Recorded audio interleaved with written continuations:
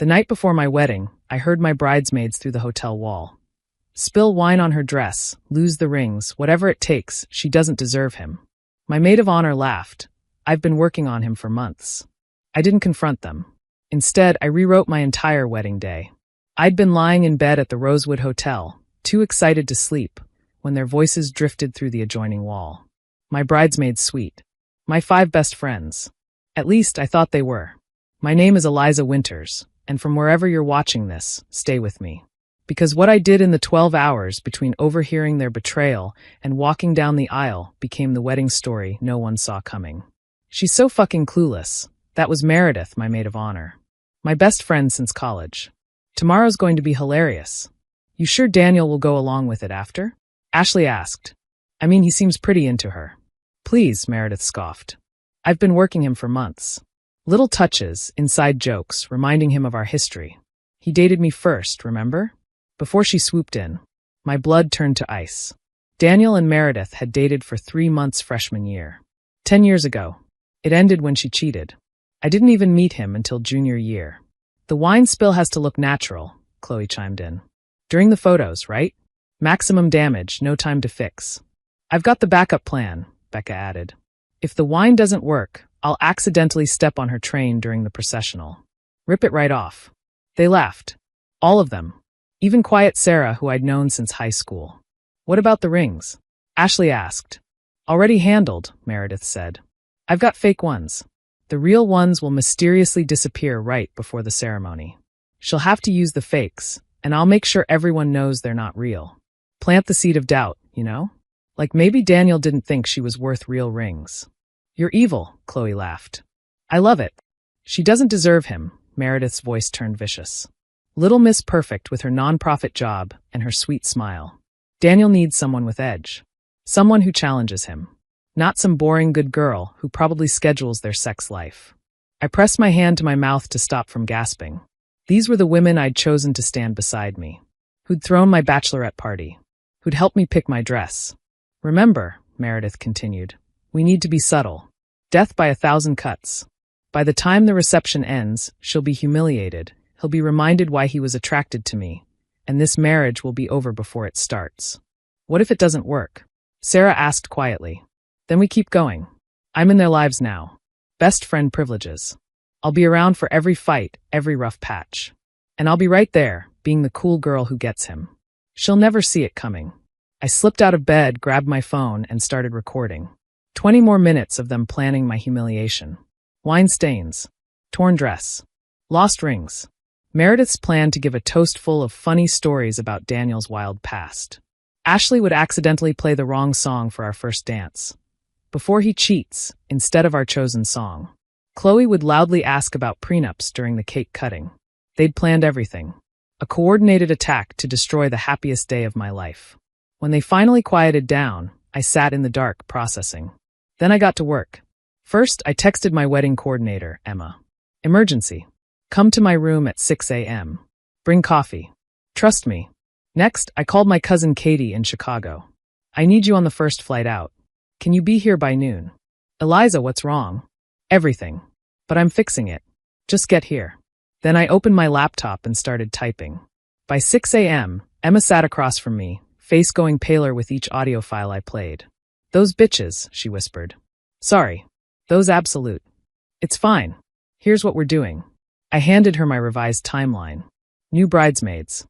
New plans. Same wedding. They just won't know until it's too late. Emma studied the paper, then smiled slowly. You're brilliant. Evil but brilliant. They wanted to destroy my wedding. Instead, they're going to be the entertainment. We worked fast. Katie arrived at 11 a.m. with reinforcements. My 3 cousins and Daniel's sister Joanna, who'd always wanted to be included, but I'd kept the party small. They had dresses within an hour, courtesy of Emma's connections. Meanwhile, I played the perfect bride. Had breakfast with my treacherous bridesmaids, smiled through their fake compliments, even teared up when Meredith hugged me and said, I'm so happy for you. Ladies, I announced at lunch, I've arranged a special spa treatment. Just for you. My gift. They exchanged glances but couldn't refuse without looking suspicious. Emma's assistant whisked them away to the spa, on the other side of town. A 4-hour full treatment package. With champagne. Lots of champagne. They'll be too relaxed to rush back, Emma promised. While they were gone, I met with the DJ, the photographer, and key family members. Showed them the recordings. My mild-mannered future mother-in-law nearly threw her pearls across the room. That conniving little, she caught herself. Daniel dated that trash? Briefly. College. Well, we'll see about this. She made several calls. By 2 p.m., Meredith's parents were mysteriously delayed in traffic. Her +1 had food poisoning. Every ally she'd counted on was neutralized. At 3 p.m., the bridesmaids texted frantically. Where are you? The spa is so far. Enjoy. Take your time. Emma has everything handled. At 4 p.m., as guests began arriving, Katie and my new bridesmaids were dressed, ready, and briefed. The photographers knew to expect different faces. The groomsmen were informed of the changes. Daniel knew something was up, but trusted me. Whatever you need, he'd said that morning when I'd asked him to stay flexible. Your day, your way. At 4:30, Meredith called, panic in her voice. We're still 40 minutes away. The ceremony starts at 5. Oh no, I gasped. Well, hurry, but drive safe. At 4:45, I put on my dress. My real bridesmaids surrounded me, Katie adjusting my veil, Joanna holding my bouquet. In the mirror, I looked radiant. No wine stains. No torn train. No fake rings. At 4:55, Emma knocked. They just screeched into the parking lot, running through the lobby in spa robes. Perfect. Send them to the Magnolia Suite. But the bridal party is in the Rose. I know. I smiled. The Magnolia Suite has been set up specially for them. 5 p.m. The music began. My new bridesmaids walked down the aisle in perfect formation. The guests murmured, confused but not alarmed. Daniel's eyes found mine through the doors, and his smile made everything worth it. In the Magnolia Suite, my former bridesmaids found their dresses, but not the designer gowns I'd bought. Instead, 5 identical polyester monstrosities in the most hideous shade of mustard yellow, with puffy sleeves and hoop skirts. A note in my handwriting. Thought you might prefer something with more edge. Their phones started buzzing. The ceremony was starting. Without them. Later, I was told they tried to run to the ceremony in their spa robes. Security stopped them. Hotel policy. No robes in the event spaces. They had 2 choices. Miss everything or wear the dresses. As I walked down the aisle to my beaming groom, I heard the commotion in the back. 5 women in matching mustard nightmares trying to slip in quietly. The photographer, pre-warned, captured every mortified expression. The ceremony was perfect. Katie handled the rings, the real ones. My train remained intact. No wine appeared near my dress. When it came time for the maid of honor speech, Katie stood gracefully. Some of you might be wondering about the change, she began. Let's just say the original party had other commitments. But I'm honored to stand here with Eliza's true friends, the ones who've shown up for her not just today, but always. From table 17, the one by the kitchen doors, Meredith looked murderous. But the real revenge came during my speech. Before we continue celebrating, I said, taking the mic, I want to share something. Last night, I learned an important lesson about friendship. Sometimes the people you trust most are the ones planning your downfall. I pulled out my phone, but instead of letting it ruin our day, Daniel and I decided to turn it into a teaching moment. DJ, could you play track 12? The speakers came alive with Meredith's voice. She doesn't deserve him. I've been working him for months. Little Miss Perfect. The room gasped. Daniel's jaw dropped. He genuinely hadn't known about Meredith's intentions. But here's the thing, I continued over the recording. Real friends don't tear you down. They build you up. So thank you to Katie, Joanna, Grace, Lily, and Emma for stepping up today. And to those who stepped down. I raised my champagne toward table 17. Enjoy the chicken. I heard the steak ran out. The room erupted. Applause, laughter, shocked whispers. At table 17, my former bridesmaids sat frozen, faces matching their mustard dresses. Meredith stood abruptly, grabbed her purse, and tried to storm out.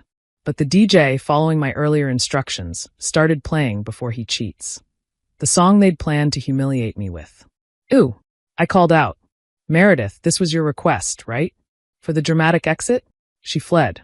The others followed, one by one, until table 17 sat empty, except for the mustard yellow napkins I'd specially ordered to match their dresses. Daniel pulled me close during our first dance, to our actual song. How long have you known? 12 hours.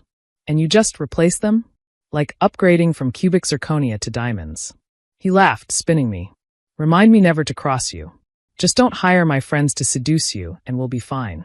The rest of the reception was magical. No manufactured drama. No sabotage. Just joy, laughter, and a room full of people who'd witnessed the most epic bridesmaid firing in wedding history. Katie gave a real maid of honor speech that made everyone cry. My mother-in-law cornered me to say she'd never been prouder. Even the vendors were buzzing. Emma later told me 3 brides called her the next week wanting the Eliza special for dealing with toxic wedding parties. Around midnight, as Daniel and I swayed to the last song, my phone buzzed with texts from unknown numbers. The ex-bridesmaids had been busy on social media, trying to spin the story. But they'd forgotten one thing. Over 200 guests had phones too. The videos were already viral. Bride exposes bridesmaid's plot during wedding. Mustard yellow karma. Best wedding revenge ever. Someone had perfectly captured Meredith's face when her own words echoed through the speakers. Another caught all 5 of them shuffling and wearing those hideous dresses. The internet, it seemed, was on my side. Any regrets? Daniel asked as we gathered our gifts. I thought about it. 5 friendships gone. But were they ever real? Just one, I admitted. His face grew concerned. What? I should have ordered them uglier shoes. He laughed so hard he nearly dropped the card box. I love you. Even though I'm not edgy? Even though I probably schedule our sex life. His eyes darkened. First, you're the perfect amount of edge. Second, the only thing on our schedule tonight is making sure you can't walk tomorrow. Daniel, I laughed, blushing. What? It's our wedding night. And thanks to you, I'm not being seduced by your backstabbing friend. I'm feeling very grateful. Very, very grateful. We've been married 2 years now.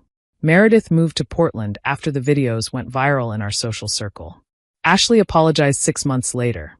Apparently Meredith had manipulated her with lies about me.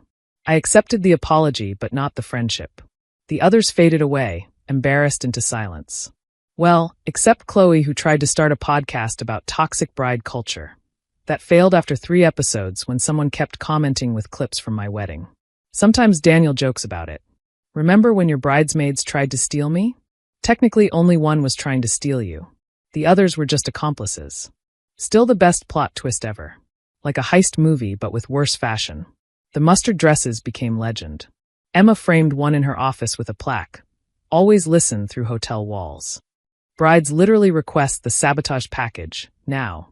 A pre-wedding security sweep for toxic friends. But the best part?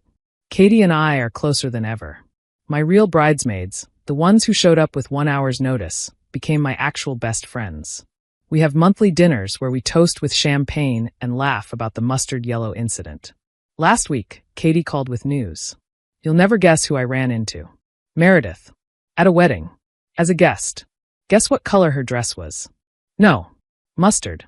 Fucking. Yellow. The bride specifically requested all guests avoid that color in the invitation. Meredith claims she forgot. She wore it on purpose? Has to own it now, I guess.